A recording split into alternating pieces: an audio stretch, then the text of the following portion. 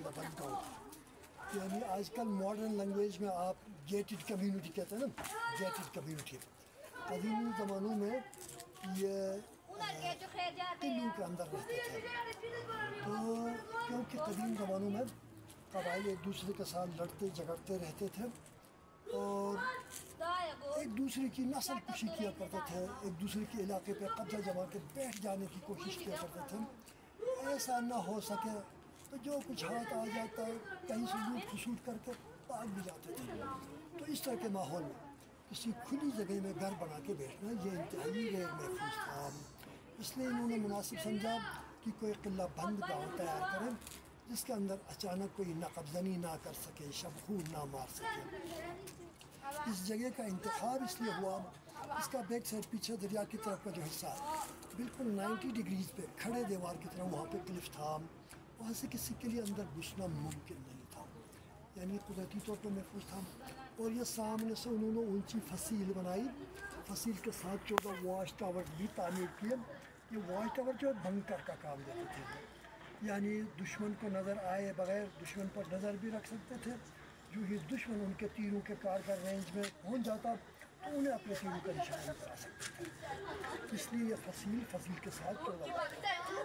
یہ جو پانی کا تالاب ہے یہ بھی ان کی جنگی حکمت عملی تھی. انہوں نے سوچا خدا نخواستہ کسی بڑے لشکر کے ہاتھوں قلعے کے اندر محصول ہو جاتے ہیں, پانی حاصل کرنے کے لیے باہر نکلنا خطرے سے خالی نہ ہو. تو ایسی صورتحال میں کیا کیا جائے؟ تو جو حضرات اندر گھر بنا رہے تھے سبھی نے اسی ایک ہی جگہ سے گارا اور پتھر وغیرہ استعمال کیے.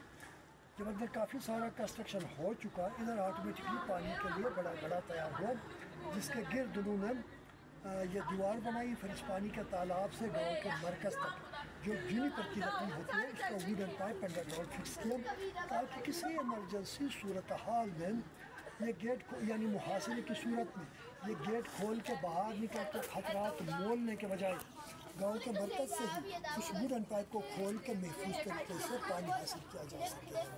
یعنی مشکل حالات کے لیے انہوں نے اپنے لیے پانی کا سٹوریج تیار کیا تھا. اور یہ آپ کے پاؤں کے نیچے کی جو جگہ ہے یہ جو راستہ ہے قدیم زمانوں میں جب لوگ چائنا سے ہندوستان تک پیدل سفر کیا کرتے تھے اس زمانے میں یہی والا راستہ استعمال ہوتا تھا. یہ پیچھے سیڑھی کے ساتھ جو چھوٹا سا دروازہ نظر آ رہا ہے وہ یہاں کا کاروان سرائے تھا. کاروان سرائے یعنی مہمان خانہ, گیسٹ ہاؤس کو کہتے ہیں. تو یہ یہاں کا مہمان خانہ ہوا کرتا تھا.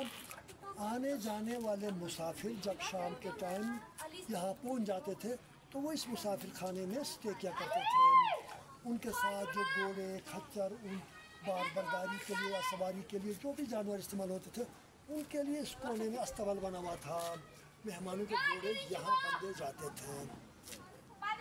تو اس زمانے میں اس خطے سے گزرنے والے مسافروں کے لیے ایک اچھی بات یہ تھی کہ لاجنگ اور بورڈنگ دونوں چیزیں مفت میں میسر آتی تھی. یعنی کسی مسافر کو اس خطے سے گزرتے ہوئے کچھ خرچنا نہیں پڑتا تھا. تو کیونکہ یہ مہمان خانہ بھی فری آف کاسٹ تھا اور جو حضرات آ کے یہاں اسٹے کرتے گاؤں والے اپنے گھروں میں بچوں کے ساتھ کھانے کے لیے جو بھی کھانا تیار کرتے تھے وہی کھانا لا کے مہمانوں کے لیے بھی پیش کیا کرتے تھے. تو کیونکہ مہمان نوازی ایک اعزاز کی بات سمجھتے تھے. تو چند دنوں پہلے آپ کے کراچی سے کچھ مہمان آئے تھے. انہوں نے کہا کیا اب بھی آپ کھانا مفت میں کھلا سکتے ہیں, گھروں میں آپ ہمیں مفت میں بٹھا سکتے ہیں؟ تو میں نے کہا بھائی کھانا بیچنا ہمارے روایات کے مطابق معیوب بات تھی. تو نیچے سے آپ لوگوں نے آ کے ہمیں سکھایا بھائی بیوقوف کے بچوں یہ کھانا مفت میں نہیں دیا جاتا, اس کے پیسے لیے جاتے. یہ آپ لوگوں نے ہمیں سکھایا. مہمان کو ہم فری میں بٹھاتے تھے لیکن یہ بھی آپ لوگوں نے سکھایا اس کو مفت میں نہیں بٹھایا جاتا, اس سے پیسے لیے جاتے ہیں. تو یہ آپ لوگوں کی غلطی ہے, آپ لوگوں نے سکھایا, ورنہ ہم اس چیز کو انتہائی معیوب بری بات سمجھتے تھے. تو پھر کہتا ہاں پھر یہ بات آپ کی. تو اس طرح مہمان نوازی اعزاز کی بات سمجھتے تھے. تو یہ جو گیٹ ہے یہ اس گاؤں پورے گاؤں کا واحد انٹرسٹ تھا. تو شام کو مغرب کے فوراً بعد یہ گیٹ اندر سے لاک ہو جاتا اور لاک ہونے کے بعد اوپر سے جو چھوٹے سوراخ نظر آ رہے ہیں यहाँ से पहरा दार रात भर इस रास्ते के ऊपर नज़र भी रखते थे। तो आए जी ये मैं गेट बंद करके आप लोगों को दिखाता हूँ इसका गेट लॉक सिस्टम कैसा था।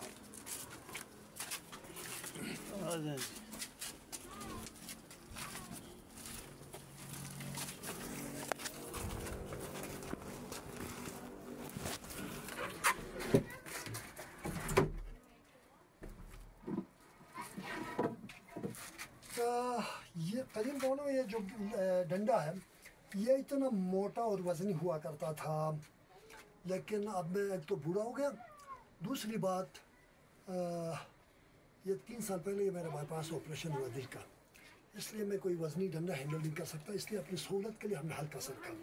बहरहाल इस जगह पर वो एक सोराख भी रखते थे, तो ये डंडा जाकर इस तरह बंद होता, यहाँ पे एक लोहे का सलाख तैयार होता था, तो वो लोहे का सलाख उस सुराख के अंदर घुसेड़ के लॉक किया करते थे।